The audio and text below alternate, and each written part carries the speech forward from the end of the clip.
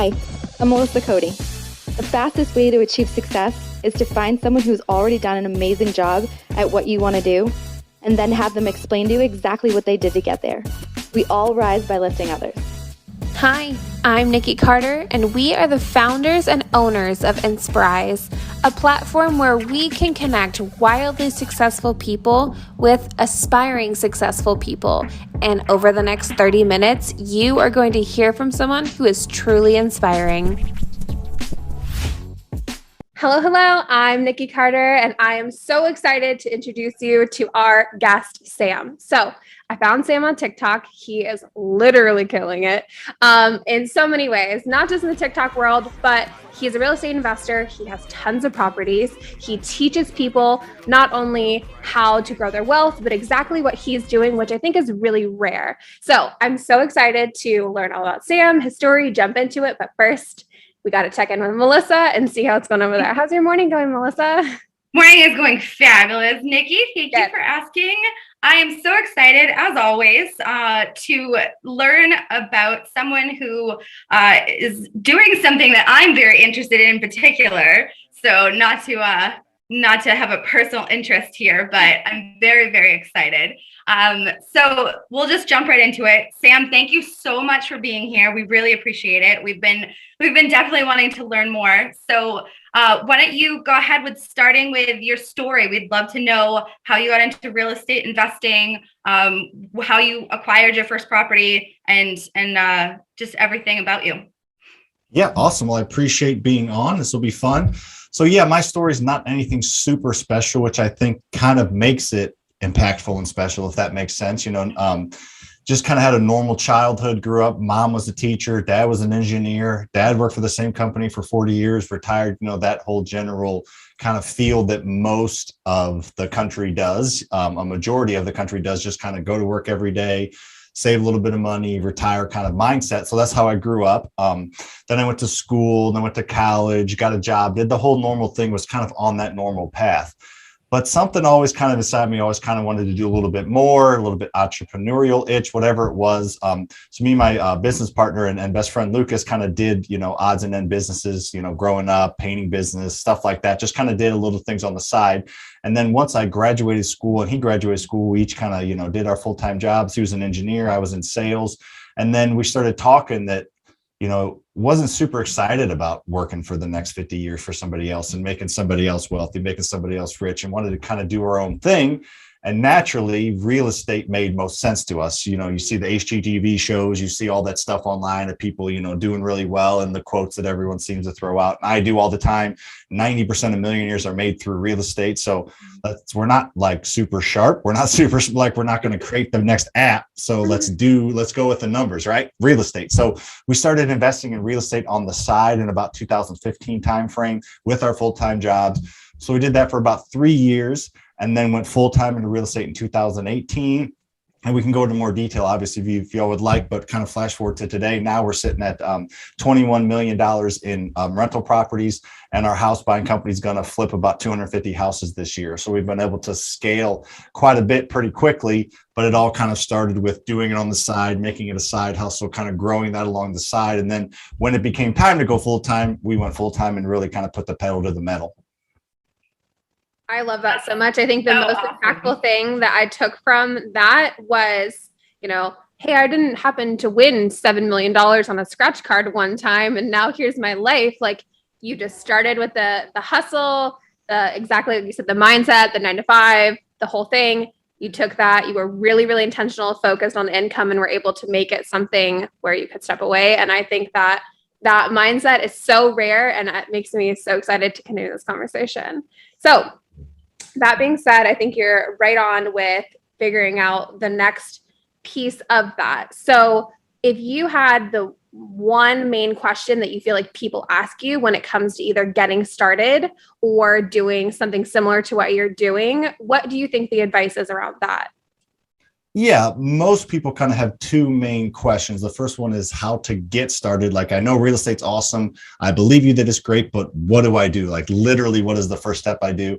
And then the next question kind of most people get is, I don't have any money to put 20% down. And we can kind of go deep into both of those. The first thing to do for people to get started is simply to just do that. You need to go out and you need to meet other people. The kind of first 2 steps I always tell people is get involved in your local community, and then to help people and to be self-serving, make sure you're following my social media, because I give away so much free advice. So if you get involved in your local community, that means join your local real estate investing Facebook groups and join your local real estate investing meetups. If you do those 2 things, you will immediately up your Rolodex, and you will be in front of and around hundreds, if not thousands, of local real estate investors. We all kind of hang out together. If you're not in the industry, you probably don't know about those 2 sources, but that's where everybody hangs out. So real estate investing Facebook groups and real estate investing meetups, where people meet in person every single month.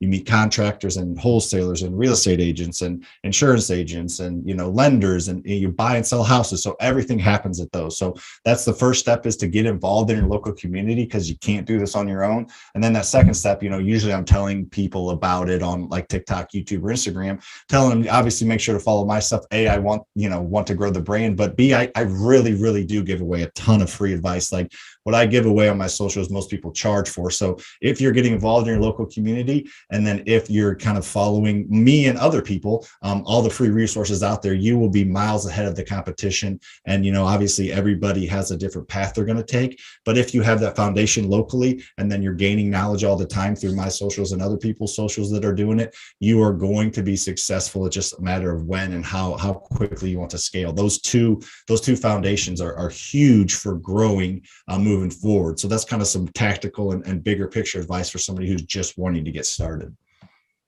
Love it. Melissa? Awesome. Yeah, that's really good advice. I feel like anybody who wants to be successful in any aspect, in any career, in any athletic ability, and in life, you can't do it alone. I just don't feel like, we're human beings. I feel like we're social creatures. We started in tribes, and I feel like if you're trying to start doing anything alone, it's going to be a lot more of an uphill battle than if you get involved, especially with people that are in your niche or your business or your concept idea. So I think that is absolutely amazing advice. I think I'm going to jump on and start looking into that, actually. Thanks for that advice. So as far as your journey and the lessons that you've learned, aside from what they can do to start, is there a lesson that you have encountered throughout your journey that you're like, wow, if somebody could skip making this mistake, that would save them a lot of time? Yeah, for sure. I think the biggest thing, and it's mainly mindset focused, which I know, it'd be awesome if I could say, go to this website, click these 3 buttons, and you'll buy a house. That's not how it works. But the most important thing is mindset, and understanding a few key things that I'll talk about, a few key concepts that I'm literally just kind of wrapping my brain around. Even though I've been doing this for a little bit, if someone can get to this point sooner, they can be so much better off. And it's just so much focused on what's in between your ears. I would say all my success, and most of the very successful people that are way more successful than I am, that I hang around, it all has to do with their mindset. I would say 90% of my success and those people's success is mindset. The other 10% is tactical. So it's all in between your ears, in your head, that you can control the outcome of what's happening. And the biggest type of kind of shift that is really, really hard for people to understand is the power of debt. The power of not using your money. The wealthier people get, the less they pay cash for things. The wealthier people get, the less of their own money they use. It's crazy to think about, people have a ton of money, or multi-millionaires, worth 100 and 200 million. They're not using their cash to invest or do things. They understand and they leverage other people's money. And it's so weird, because you're taught to, put money in IRA, 401k, put 20% down on houses. Like, you're taught to just use cash and buy cash for everything. But that's not how it really works, because unless you have cash, you're never going to get it. So you're just going to be stuck in, the middle class or lower class, wherever you are, if you are just continually saving up to pay cash for things. No one saves their way to wealth. But the people that create wealth, I think 86% of millionaires are self-made. Those select people understand the power of using other people's money. And real estate or business, either one's a perfect example. So let's just kind of simplify it with real estate. So if I can borrow money from Nycki to buy a house and I rent it to Melissa, I'm using Nycki's money to buy the house. Melissa's paying me rent. I take Melissa's rent and pay Nycki back. So I'm paying Nycki back and I'm collecting cash flow on top of it. Melissa's paying me to do it. And then eventually Nycki gets paid back and I'm still renting it to Melissa and I continue to get extra cash flow because I'm not paying Nycki back anymore.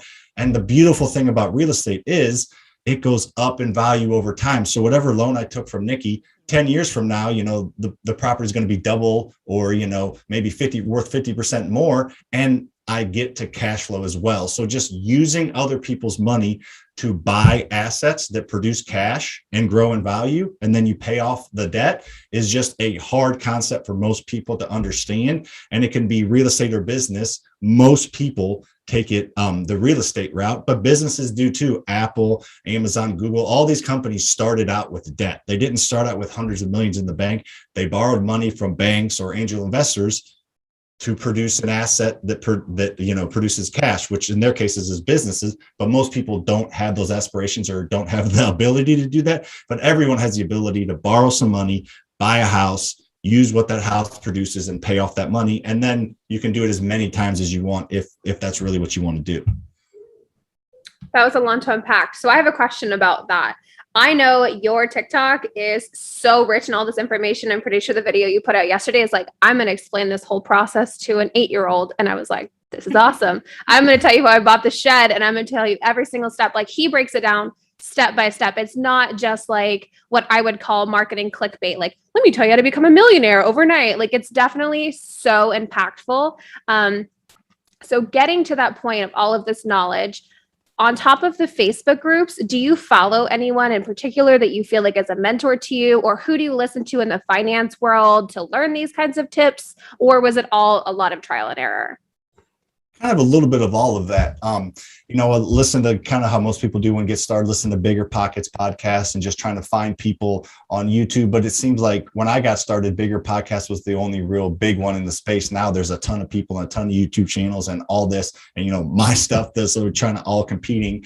But just listening to the free resources out there, there's way more free resources than I had when I got started. So I did have to kind of do that trial and error. But as resources came out, I listened as much as I can. I listened to a lot of like mindset and like business and self-help type people, like Simon Sinek, a lot of his stuff, Patrick Lencioni. So a lot of those just like bigger topic, bigger picture type things. Cause like I said, I'm realizing that it's 90% mindset and only 10% tactical. So the tactical stuff you'll learn as you go. And then I also discovered the strength of other people. So I'm involved in a national mastermind, 150 of the top investors in the country in each market. And it's not very cheap and it's a lot of time. It's traveling 4 times a year to do it, but just being around other people that are as successful as you or more successful, you just glean like 2 or 3 things each meeting, and it can just completely change the course and direction of your business. So to answer the question, kind of just, nothing in specific, just kind of leaning on other people locally and nationally that are doing what you want to do. Why wouldn't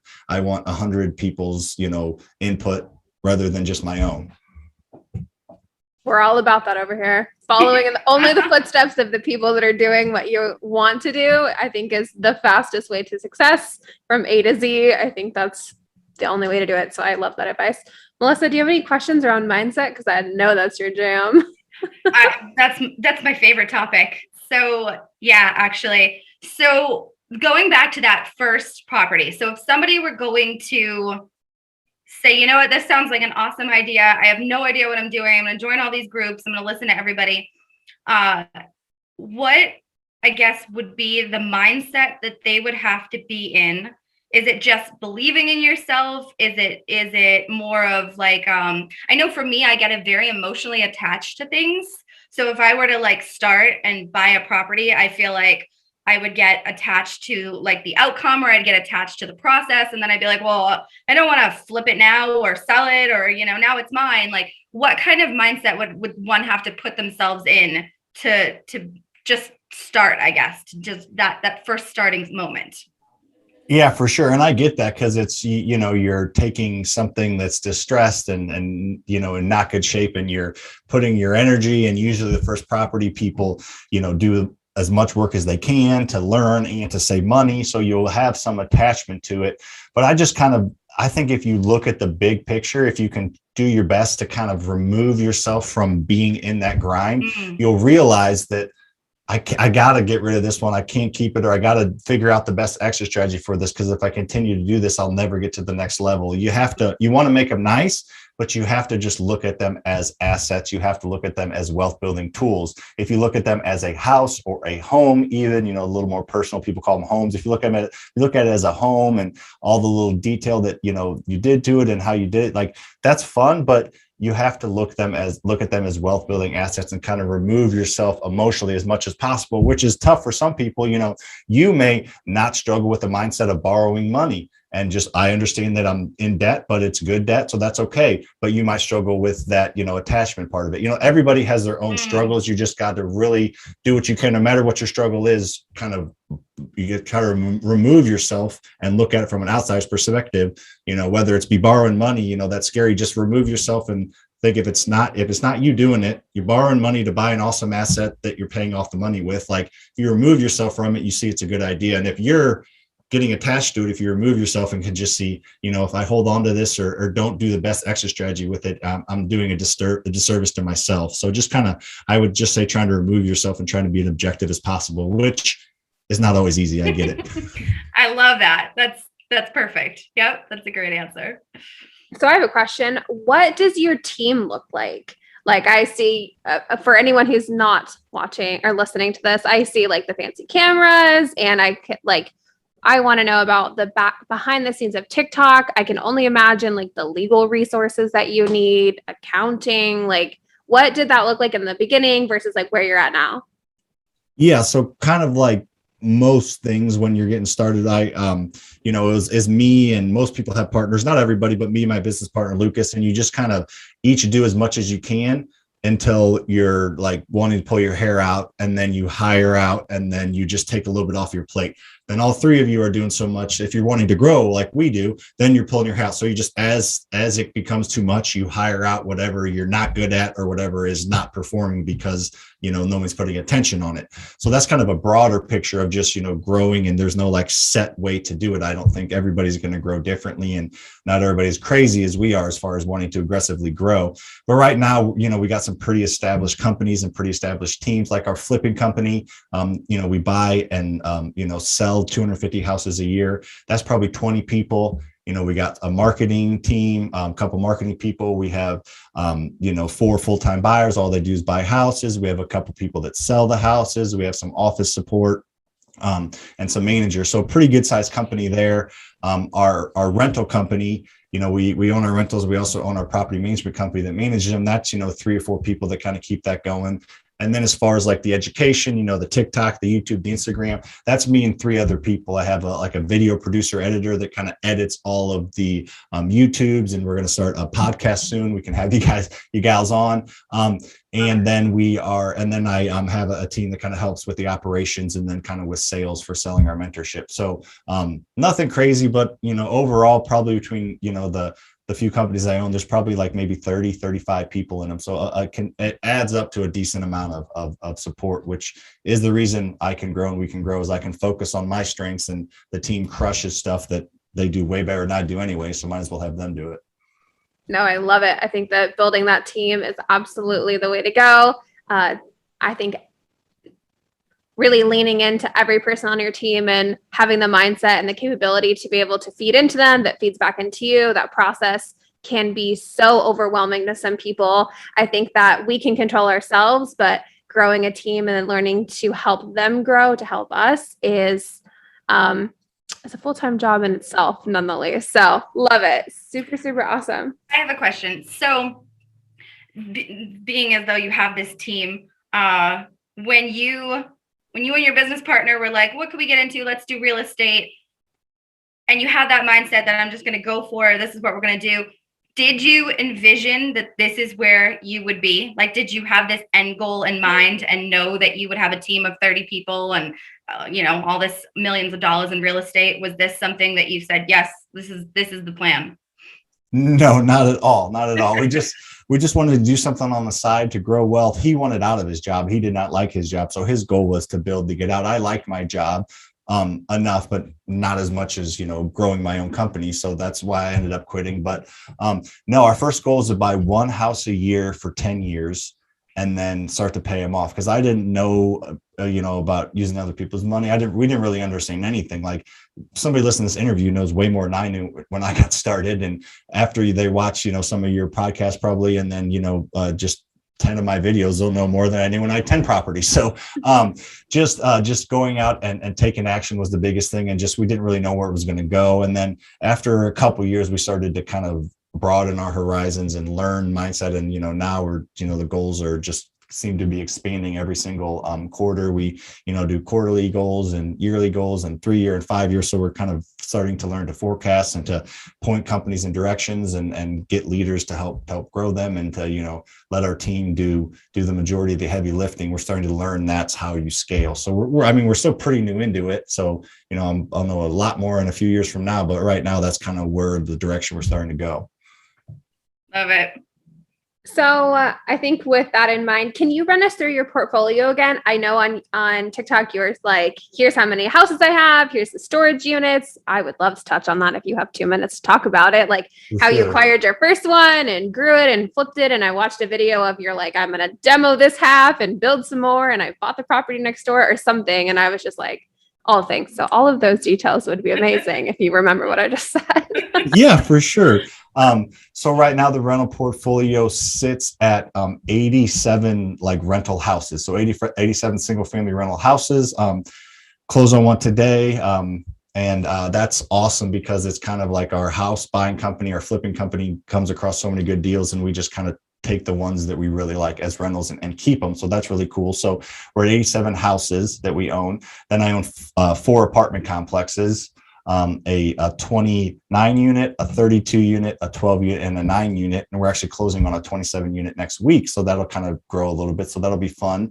And then 3 storage facilities, a little 12 unit on behind one of our apartment complexes. And then we just bought last month a 66 unit storage facility. And then the one you're talking about, which we can go to detail, we bought it. It was 66 units. Kind of weird that we bought 266 units, but we did. And then we built 2 buildings next to it to build more, to add more enclosed storage, self-storage. And then we're in the process of like stumbling and screwing up a ton, building a big building for boat and RV storage. So we kind of bought one existing, made it nice, and then are kind of developing, I guess, doing a little bit of a development project and adding some additional storage, some, smaller units, and then trying to do the big, enclosed boat and RV type storage units, because that's kind of the need that's out there where we purchased. I love it. So can we talk about the moment that you bought your first apartment? Because I hear that as someone who does not own an apartment, and I'm like, holy shit, like, what does that even mean? I think the idea of having one rental property with, a couple of tenants, whether it's like college kids or one family that you're maintaining background checks on. And I know you touch on how you work with your tenants, but, buying 15 or 27 or 66 storage units, like, what does that mindset look like? And what does the actual process of that look like to manage that many people? Yeah, so we have a good team. So people have 2 different options. There's a ton of, but 2 main ones. And one is just hiring it out. Like, that's what a lot of people do. That's what we did at first. You hire out the management. Yeah, it costs a little bit of extra money, but maybe it's the right decision. If you don't have the time to do it, or if you're just going to approve any applicant, then you should for sure hire it out, because you need to have processes and systems and, be disciplined and take your time and approve a good tenant in the place, because that can make or break your business. So if you don't have that time, then I would hire it out. Yes, it costs money, but If you're wanting to live or use the cash flow from your first handful of rentals, you probably have the wrong mindset. You need to have other income sources coming in. And I still don't take any money from our rental properties because we want to keep it in the business and grow it. That's why I have the other income streams. That's what I would suggest most people doing, with not taking your rental income, at least for a while.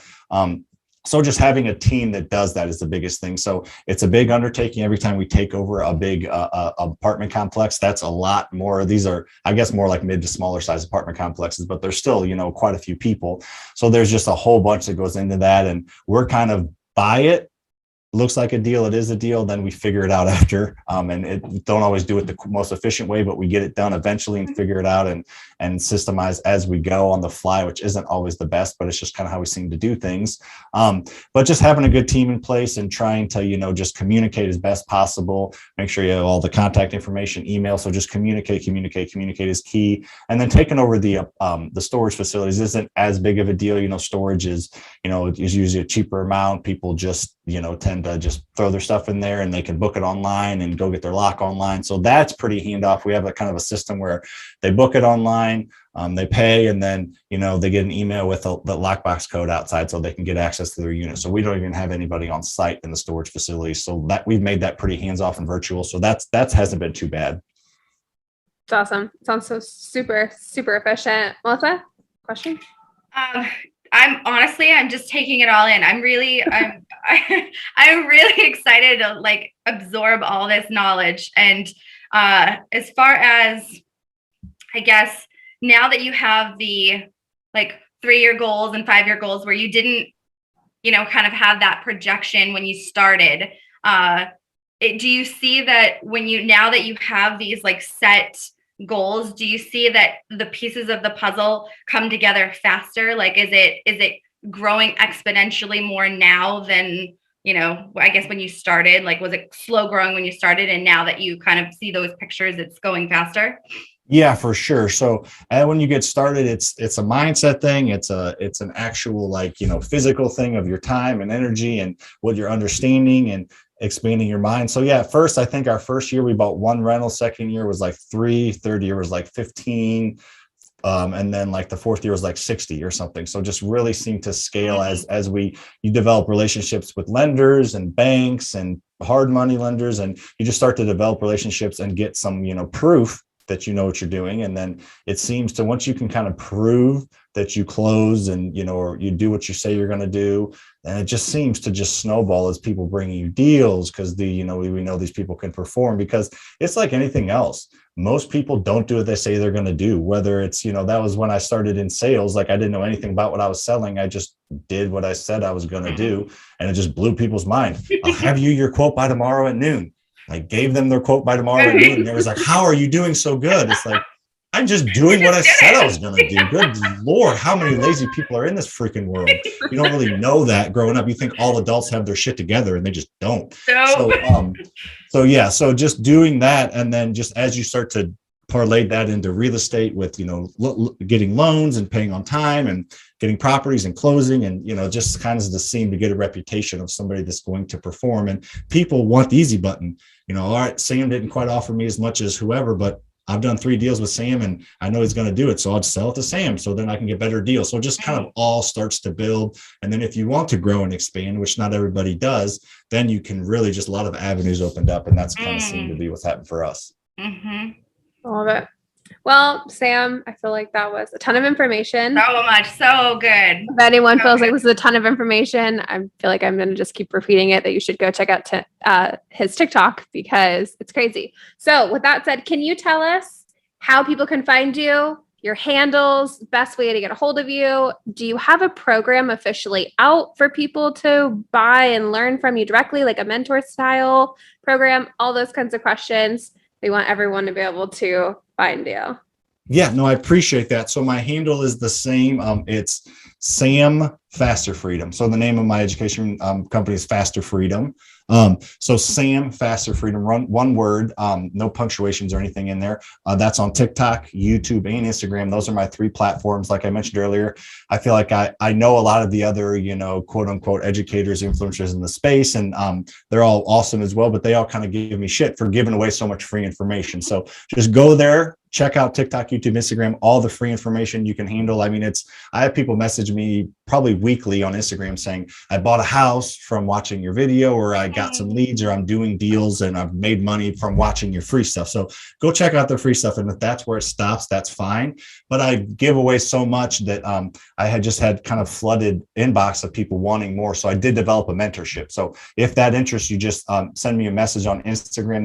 I like Instagram Messenger better. I don't really do much TikTok Messenger. It's kind of a mess to navigate, and it doesn't, always auto-populate and update. So I don't really check that much. So if you want to talk directly to me, just send me a message on Instagram, but definitely check out the TikTok, YouTube, and Instagram. All three platforms provide, different information and, different, I can only do so much on TikTok and YouTube. I can do long videos and show you inside of houses and have them edited and all that kind of stuff. So check out all three for sure. And then if you're interested in that mentorship, either DM me on Instagram or just go to freerentalwebinar.com. So freerentalwebinar.com. And that's a free training. And at the end of that, you can schedule a link to, you can schedule to talk to me and my team about the mentorship.